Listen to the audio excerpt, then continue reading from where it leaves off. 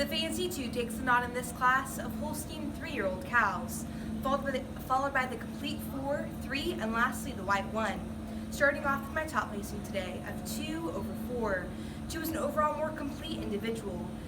She excelled in the mammary category, displaying more height and width to her rear attachment, as well as displaying more bloom, volume, and capacity to her mammary system when viewed from the rear. She also excelled in balance and symmetry throughout her mammary system, displaying more venation throughout, and displayed a deeper, more clearly defined median versus posterior ligament. She also had an overall advantage in displaying more size, strength, and scale, being taller at the point of withers, fuller in her crops, and longer from the tip of her nose to the tip of her tail. She carries this advantage of frame into her barrel, displaying more spring and openness throughout her fore and rear rib. She also tracked the ring with more style and fluidity as she walked on an uphill run and on a better set of feet and legs when compared to 4, to whom I must grant was more correct in her pin setting, noting that 2 was slightly high in her rump structure. Moving into my intermediate placing of 4 over 3.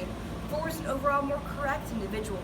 She was harder over her top line, deeper throughout her heart girth, barrel, and flank, and displayed more sweep throughout her rib cage as it pointed more directly to her mammary system. 4 also had the best rump structure of the class, displaying more appropriate set to her hooks and pins when compared to 3, to whom I must grant was more desirable in her size, shape, and placement. And finally, moving into my last placing today of 3 over 1. 3 had a definite advantage in dairy strength when compared to 1.